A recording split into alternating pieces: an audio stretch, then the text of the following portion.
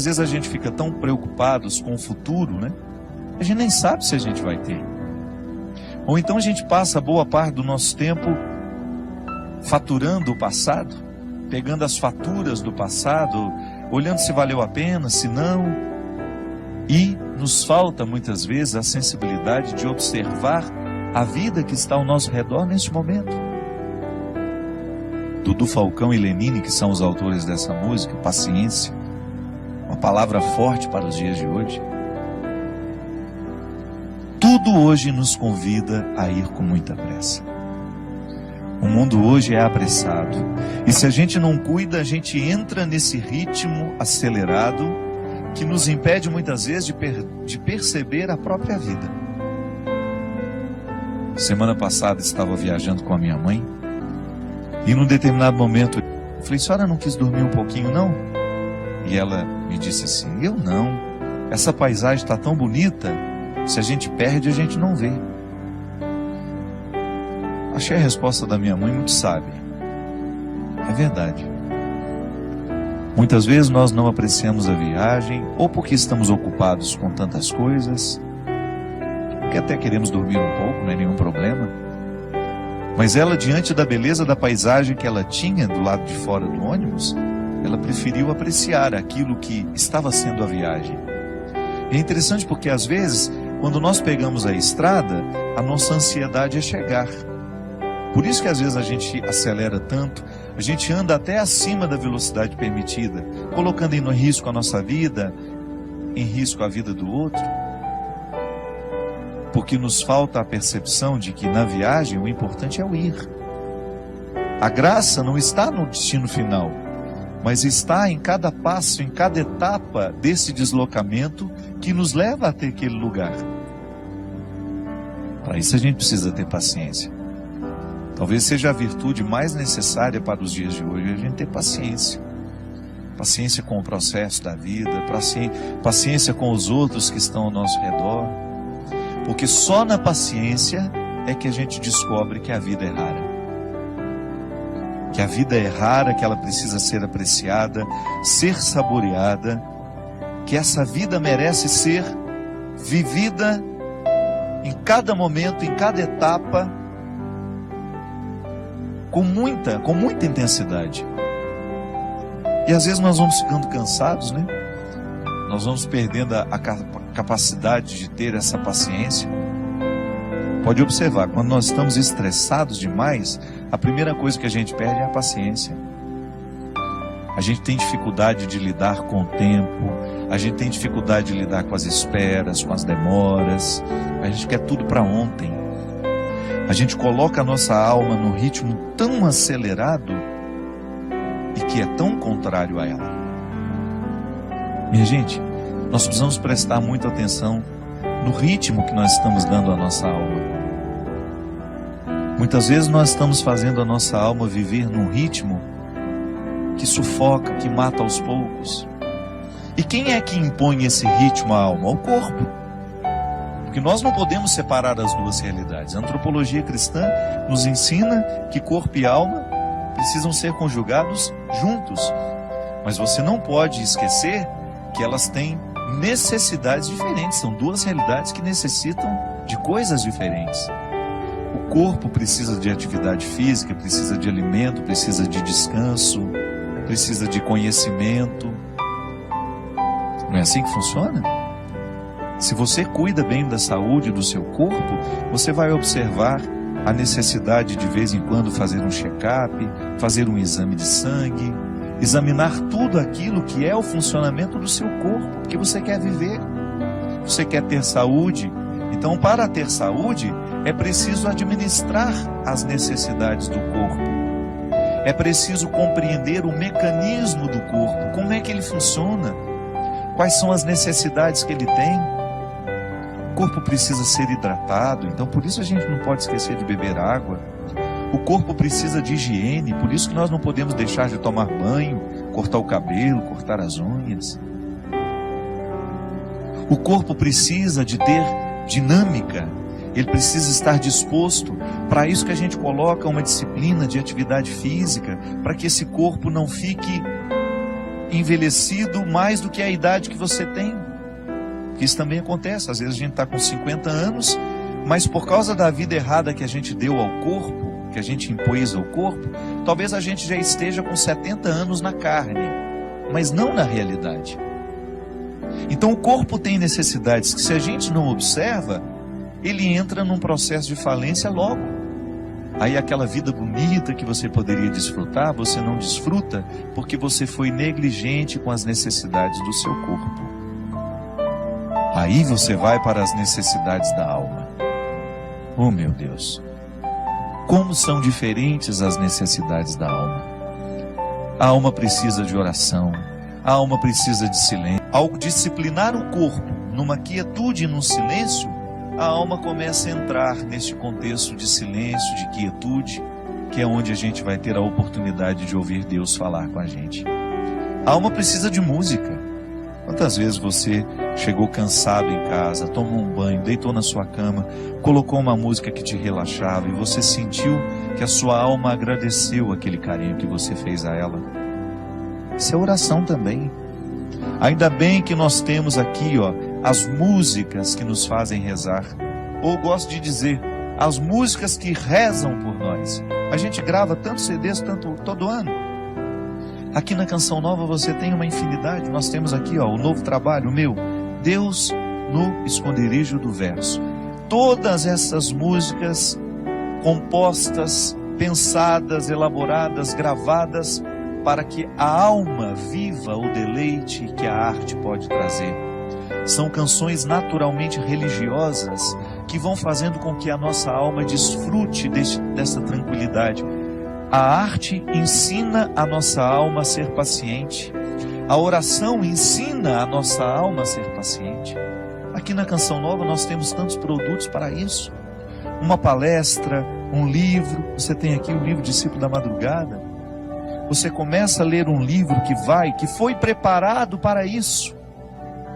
Nós não só queremos vender o trabalho que a gente faz. Não. O primeiro motivo aqui, por acaso esse trabalho aqui pode ajudar. Ajuda aqui a Canção Nova, ajuda as minhas obras, ajuda-me a tantas pessoas.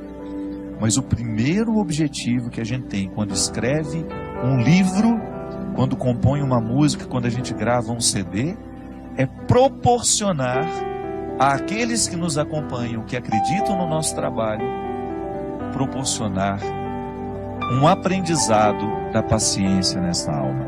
Então a gente tem uma leitura que nos tranquiliza, que nos ensina valores, que mexe na nossa cabeça, que mexe no nosso jeito de pensar.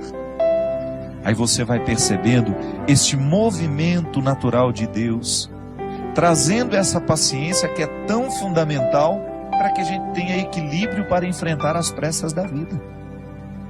Porque eu vou te contar uma coisa, hoje é impressionante como nós encontramos pessoas que estão destruindo as suas vidas porque não aprenderam a paciência. A pressa nos mata. Você que está me ouvindo, eu tenho certeza que você sofre na sua carne as consequências da sua ansiedade. A ansiedade te adoece. A falta de paciência prejudica o seu relacionamento com os outros. Nós estamos agitados demais. Nós estamos vivendo para fora demais. Nós temos compromisso demais, quietude de menos. Você sabe que eu, na minha vida, como eu sou uma pessoa que tem uma vida muito pública, eu estou o tempo todo encontrando muita gente, eu trabalho muito, eu tenho muitos eventos, eu viajo toda hora, eu encontro muita gente. Eu assumi uma regra para mim.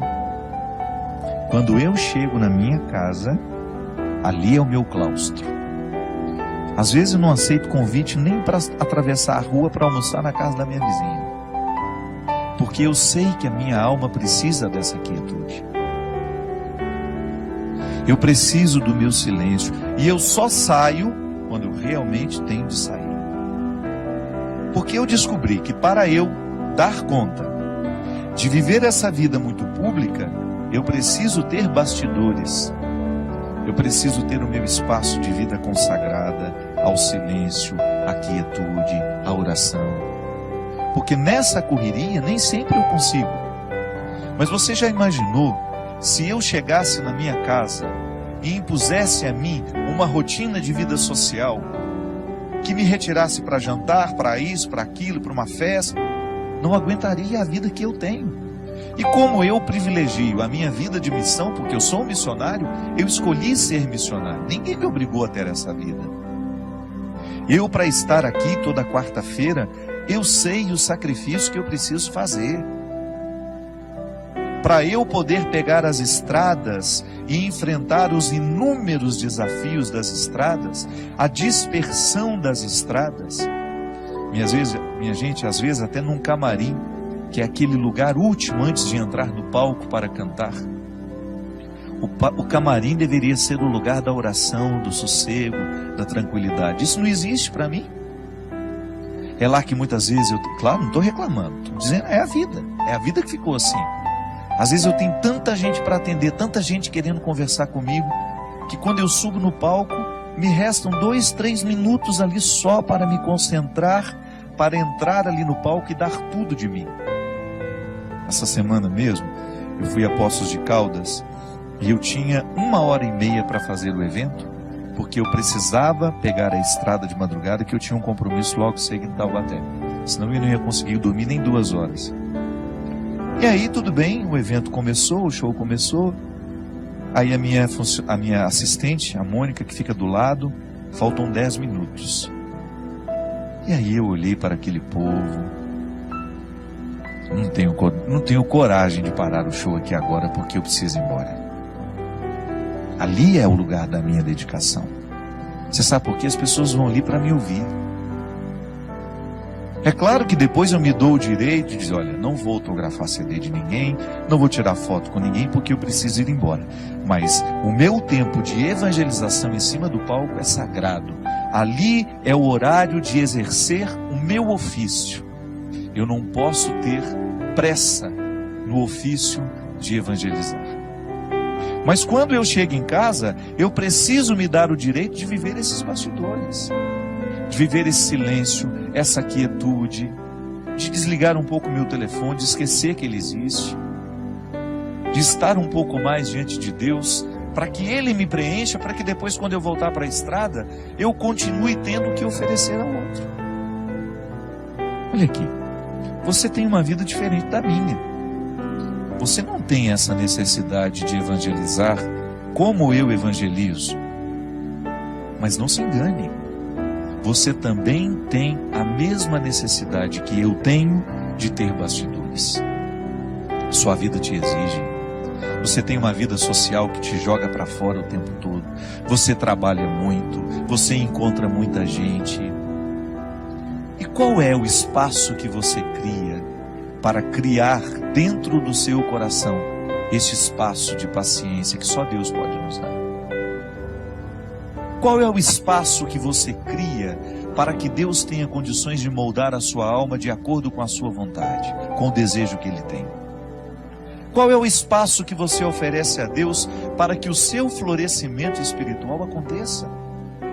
Para que você não se desgaste demais nessa vida que não para, nessa vida que é tão rara e que muitas vezes você não percebe por causa do modo de vida que você escolheu viver?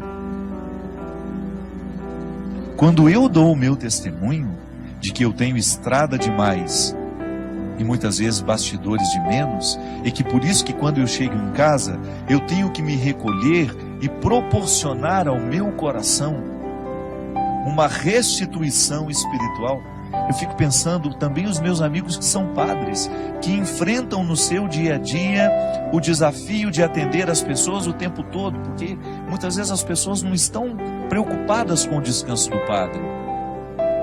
Eu já encontrei muitos padres que ficam até constrangidos de dizerem que vão tirar um dia de férias, uma segunda-feira, por exemplo, para descansar. É direito dele. Ele precisa restituir no coração aquilo que ele oferece ao longo da semana. Há padres que celebram 5, 6 missas por domingo.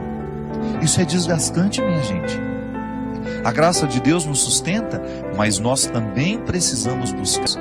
Eu vejo aqui na Canção Nova como esses meninos e meninas trabalham. Eles trabalham muito. O meu diretor mesmo, China, que agora está trabalhando ali nos bastidores. Quantas vezes esse menino passa a noite editando programas, às vezes o programa que vai ter de ser repetido, ele passa a noite editando esses trabalhos, trabalha muito. Se você vê essa equipe que está aqui, eles são trabalhadores e não tem muito tempo não. Mas você vai olhar para eles, você vai buscar na vida deles, os consagrados sobretudo, sempre encontram o seu espaço de estarem em silêncio diante do Senhor, buscando a restauração dessa vida espiritual que vai por água abaixo se a gente descuida. Eu já lhe disse isso aqui uma vez e volto a repetir. O fundador da Congregação dos Padres do Sagrado Coração de Jesus, lá onde eu fui formado, graças a Deus, toda a minha formação eu devo à Congregação do Sagrado Coração de Jesus. Padre João Leão Deon, ele dizia assim: Deus não pode fazer nada com as nossas obras se antes Ele não possuir o nosso coração. É disso que eu estou falando. Quando nós oferecemos a Deus o nosso serviço e esquecemos de oferecer a Ele o coração, que é a metáfora de todos os meus bastidores, Deus não poderá restituir aquilo que eu ofereço ao outro através do meu trabalho. E em pouco tempo eu estarei oferecendo a mim. E oferecer a mim, somente a mim, vai me desgastar demais. Eu vou ficar cansado, eu vou perder a paciência, eu vou ficar estressado, eu vou ficar bruto com as pessoas e eu vou esquecer a delicadeza, que é justamente a característica de todo cristão. Portanto, não tenha medo de introduzir na dinâmica do seu cotidiano o espaço da sua restauração interior. Pode ser 5, 10 minutos. Silêncio, oração, respiração profunda.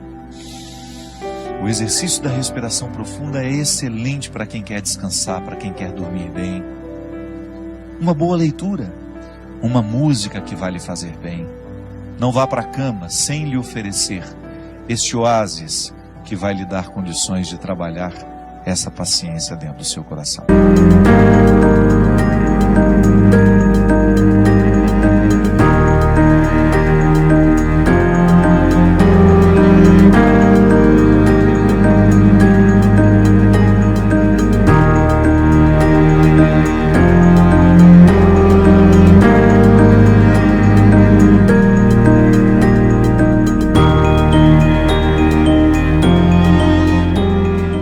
Sou Aparecida Moreira. Se os meus vídeos estão fazendo sentido para você, se inscreve no canal, compartilha e me ajuda a inspirar outras pessoas. Gratidão.